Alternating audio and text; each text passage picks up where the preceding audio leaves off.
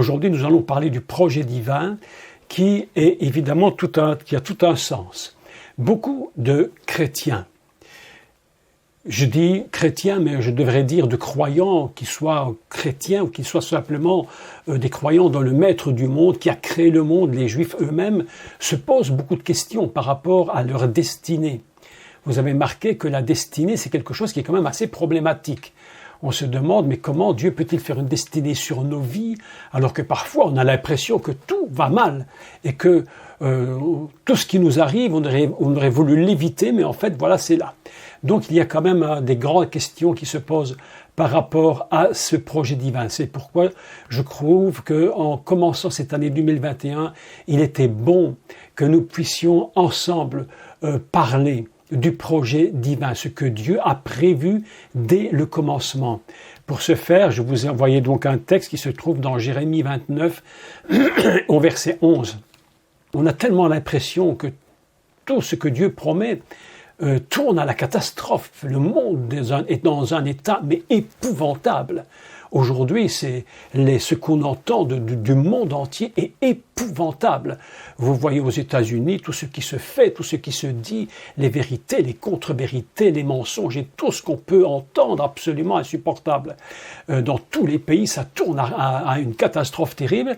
Et il y a malgré tout cela un véritable projet de Dieu qui existe. Et ce projet de Dieu, j'aimerais donc ce matin vous en parler. Pour ce faire, nous allons commencer par lire un texte dans le prophète Jérémie et au chapitre 1, pour commencer. Au chapitre 1, d'accord, et au verset 5, ou même le verset 4. Donc je vous laisse le temps de prendre votre Bible, et c'est au verset 4. Et nous allons commencer cette lecture et nous allons tout de suite faire une parenthèse très très importante. Vous êtes prêts? On peut commencer la lecture? Vous avez votre Bible? Tout est prêt? Ok, je vous laisse prendre du temps un petit peu. Hein. On prend toujours un peu de temps. De toute façon, on a tout le temps devant nous. Hein. Vous savez, on a l'éternité pour nous. Hein. Donc on n'a plus de problème de temps. Il n'y a rien de plus insupportable dans les églises quand lorsque j'entends le pasteur dire nous allons commencer parce qu'il ne nous reste plus beaucoup de temps pour la parole de Dieu. Alors c'est la pire chose qu'on puisse dire d'une église. On peut chanter pendant 3 heures et faire la parole de Dieu pendant 10 minutes parce qu'il ne reste pas beaucoup de temps. C'est insupportable. Je préfère prendre du temps pour la parole de Dieu parce que ça c'est très important. Donc je crois que maintenant vous avez tous votre Bible en main et nous lisons Jérémie chapitre 1 et au verset 4. La parole de l'Éternel me fut adressée en ces mots. Avant que je t'ai formé dans le ventre de ta mère, donc dans la matrice maternelle, on appelle ça Beten en hébreu. Beten, Bet, Tet, Nun. Beten, la matrice maternelle. Avant que je t'ai formé dans le ventre de ta mère, je te connaissais. Écoutez bien ce texte. Je te connaissais. Et avant que tu sois sorti de son sein, donc tu étais encore en train d'être construit, formé, bâti, tu n'étais encore qu'une masse informe. Hein? Donc on dira quelques mots sur ce grand secret, parce qu'il y a un secret de Torah absolument gigantesque concernant la matrice fondamentale. Ça c'est quelque chose d'absolument extraordinaire. Avant que tu sois sorti, et écoutez, le texte est fort, je vais le paraphraser, parce qu'on pourrait le paraphraser, avant que tu ne sois sorti de la matrice fondamentale, si vous voulez, maternelle. Et même plus que maternelle, mais carrément de l'univers. Avant que tu ne sois sorti de là, je t'avais consacré. Et le mot consacré, c'est le mot qu'on utilise évidemment pour dire que les sacrificateurs étaient des êtres consacrés. Avant même que tu ne sois sorti, je t'avais consacré, je t'avais même établi. Alors vous imaginez ce texte. alors que ce brave monsieur Jérémie n'était même pas conscient de son existence. C'est absolument extraordinaire. Même pas conscient qu'il existe, mais déjà Dieu l'avait choisi, il l'avait consacré, c'est-à-dire qu'il l'avait déjà mis dans l'onction. Non mais attendez, mais est-ce que vous comprenez un texte comme celui-là? Il était déjà dans l'onction de Dieu. Et il dit, je t'avais même établi prophète des nations. Je répondis, ah, Seigneur éternel, voici, je ne sais point parler, car je suis un enfant, et l'Éternel dit, ne dis pas, je suis un enfant. Mes amis, écoutez-moi, ce petit texte ne dit pas, et un secret qui se cache là derrière. Ce secret de ne dis pas, ce sera le thème du prochain cours de mardi soir.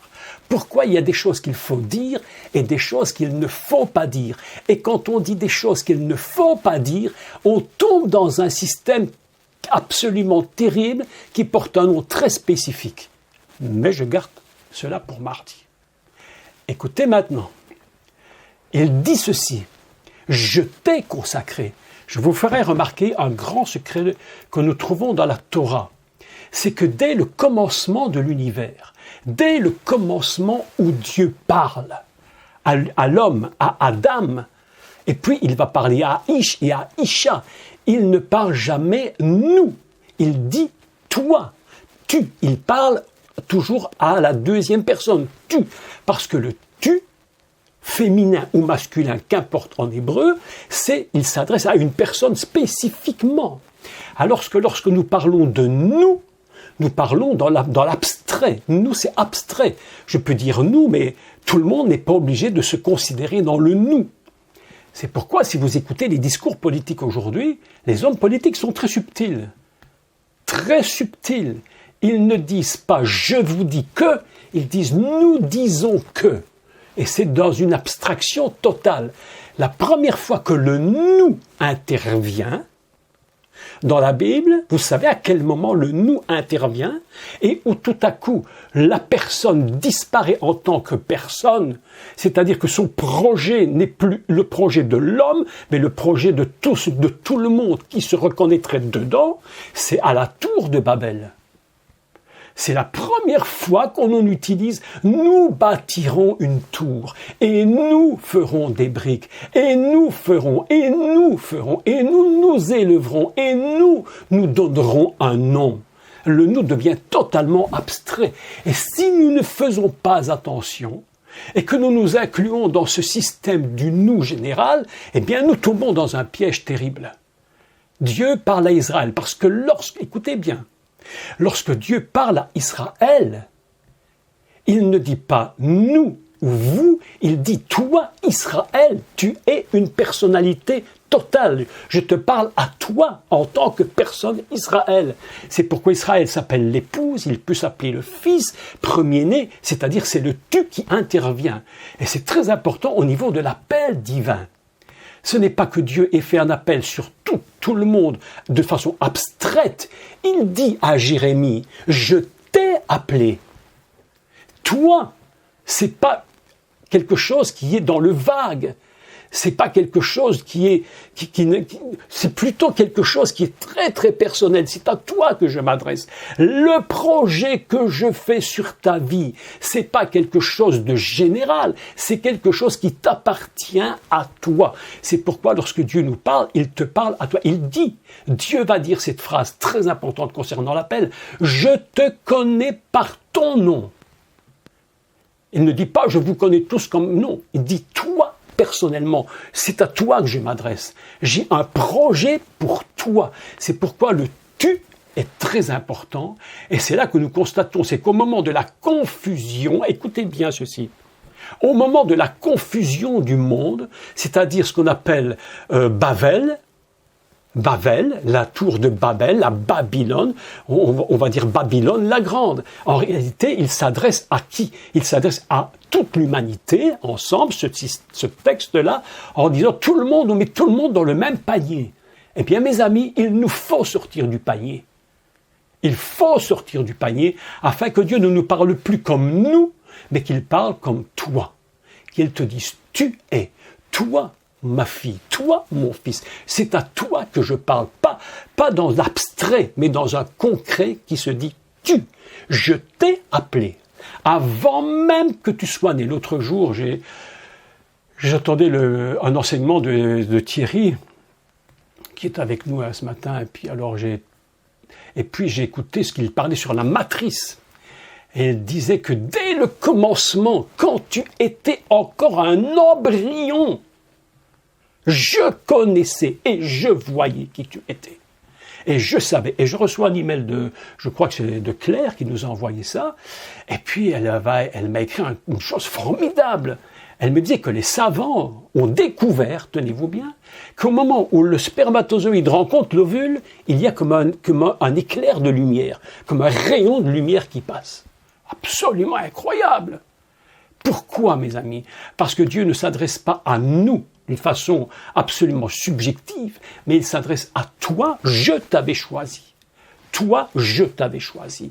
Donc, n'oublions jamais que lorsque Dieu parle, il faut faire très attention que le nous collectif ne nous englobe pas dans un système mondialiste absolument diabolique, luciférien, à un niveau tel que nous n'avons même pas compris encore, à peine compris la catastrophe qui se produit à cause du nous.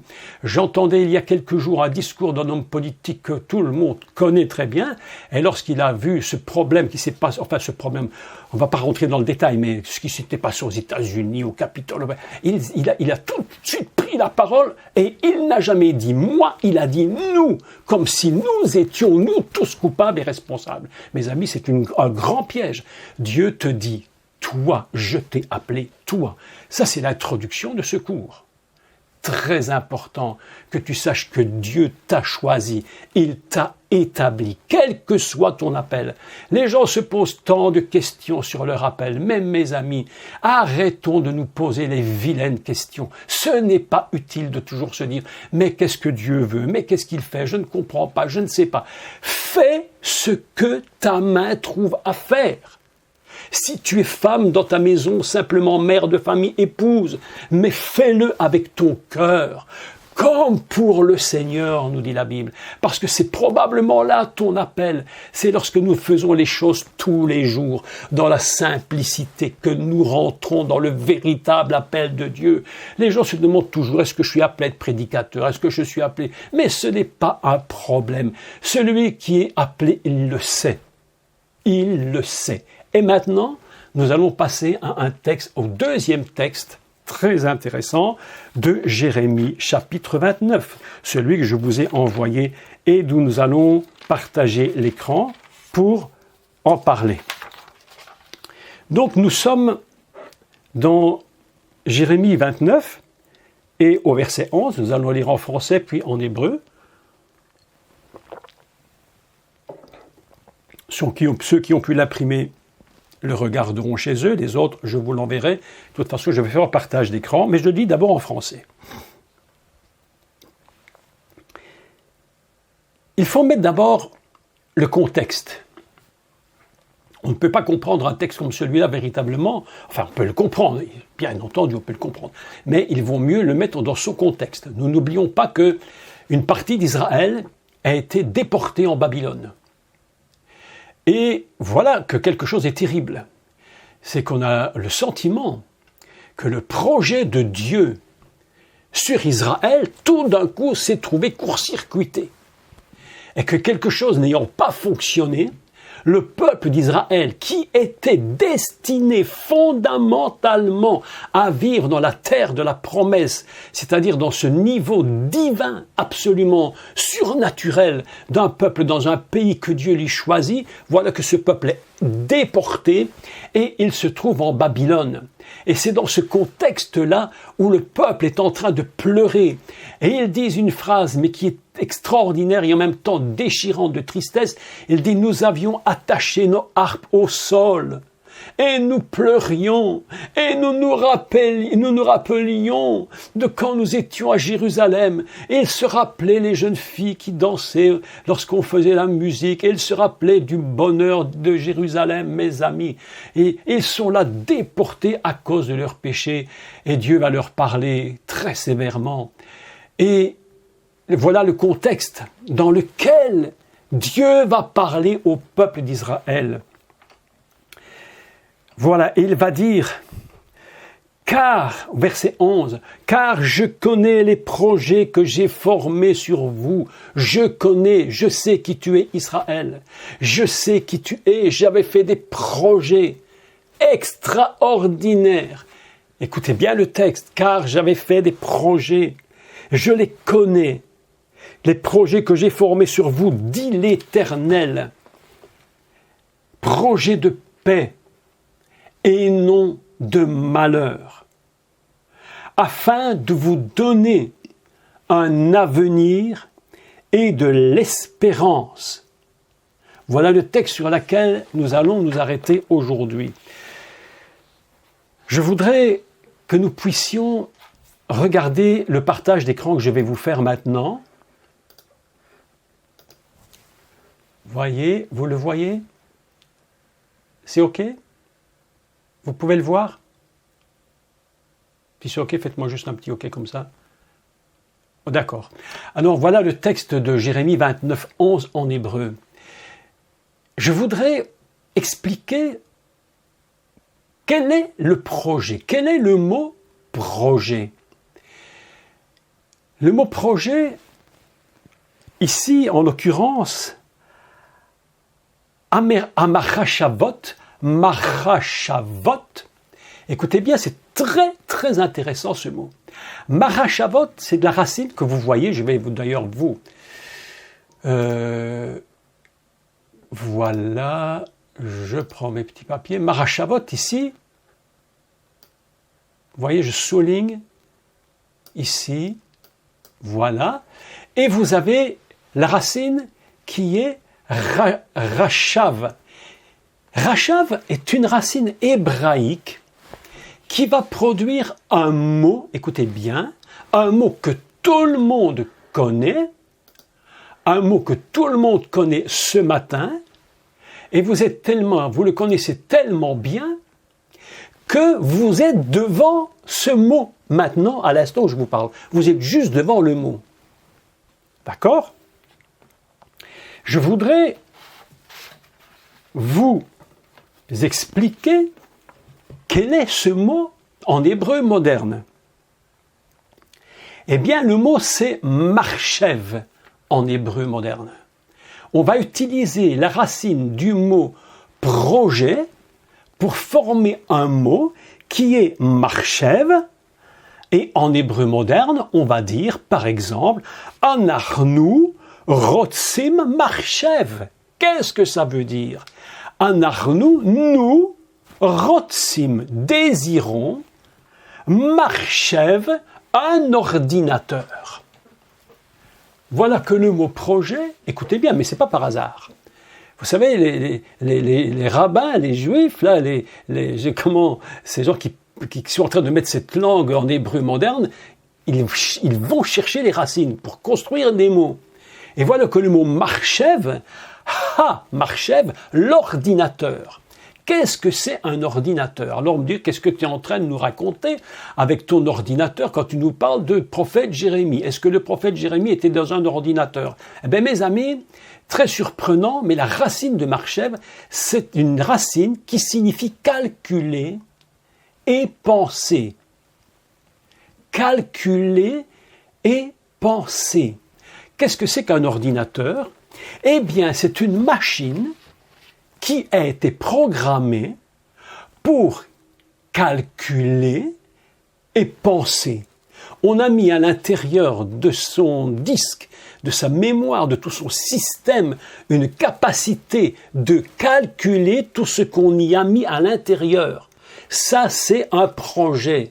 Qu'est-ce qu'un projet en finalité? C'est un sage calcul divin avec une fonction progressive, parce que l'ordinateur, même s'il le fait en quelques millionièmes de seconde, il y a quand même un chemin pour donner l'idée et pour que cet ordinateur calcule en finalité ce que vous voulez trouver. C'est-à-dire que ce que tu vois maintenant sur ton écran, c'est exactement le projet qui est dans l'ordinateur. Et voilà qu'on va utiliser cette même racine pour former le mot ordinateur qui, dans ce cas, amarachavot, signifie des projets. Des projets. C'est pourquoi, dans ce texte, je l'ai traduit en dessous, tel qu'on pourrait le traduire à peu près littéralement, et je le lis avec vous. Qui, d'abord en hébreu, ici en haut, d'accord?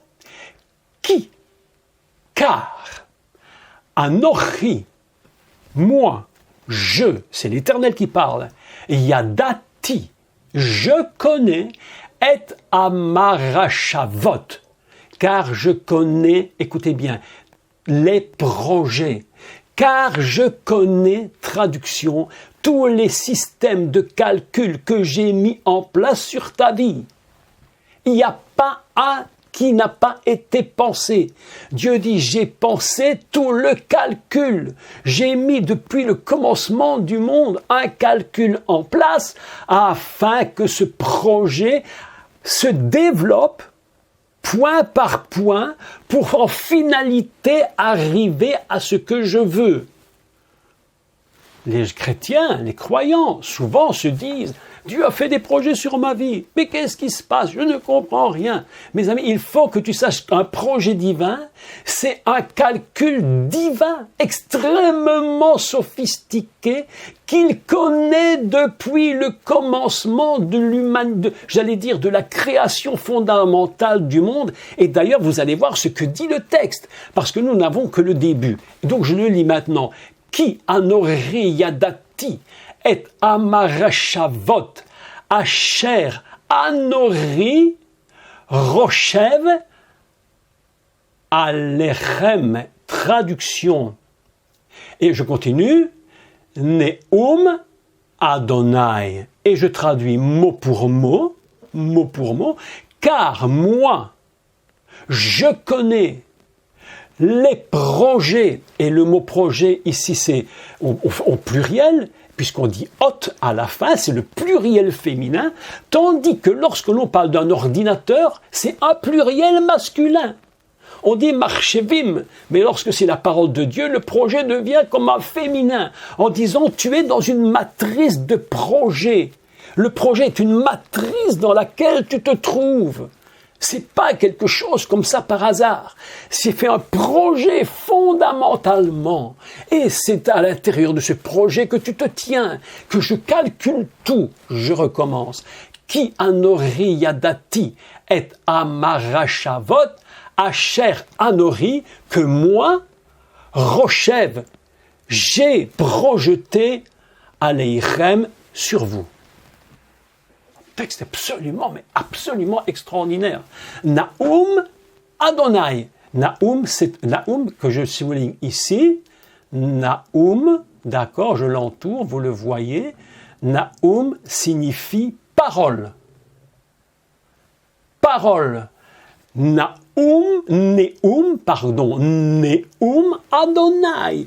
Parole de l'Éternel. Je lis maintenant en français cette première phrase. Car moi, je connais les projets que j'ai projetés sur vous, parole de l'Éternel. C'est absolument formidable. C'est pas n'importe quoi. C'est parole de l'Éternel. Projet, alors nous continuons. Marachevot Shalom. Projet de paix. Projet, écoutez, shalom, la racine de shalom, ça veut dire aussi terminé, payé, accompli, fini. Projet terminé. Tout le calcul est en place. Nous n'avons plus qu'à rentrer dans le calcul.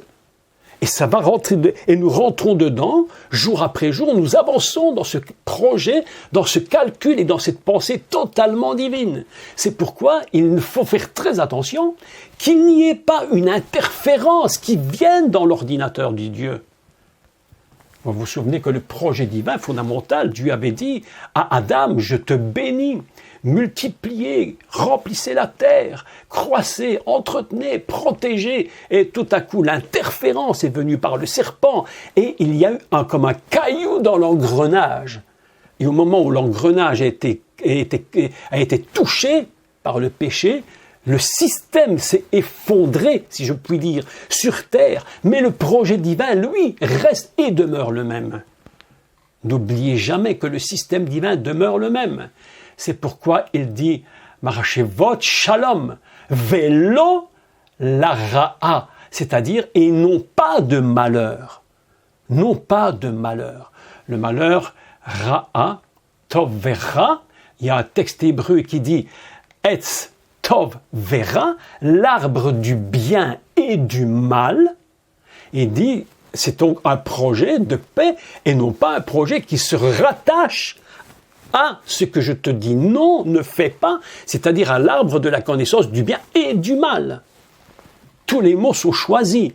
C'est pourquoi, lorsque le mot apparaît la première fois, nous retirons ce mot et nous le comprenons d'une façon particulière. La première fois que le mot « ra » apparaît dans la Torah, c'est dans Genèse, Bereshit, lorsqu'il dit l'arbre de la connaissance du bien et du mal. Et vous avez remarqué que dans ce texte-ci, nous avons tous les mots qui interviennent, où il dit « yadati », je connais, je sais, l'arbre de la connaissance. Quelque chose que tu connais ne va pas à cet arbre. Donc nous avons des projets, et lorsque le projet de Dieu est en place, il dit attention qu'il n'y ait pas d'interférence. Et nous continuons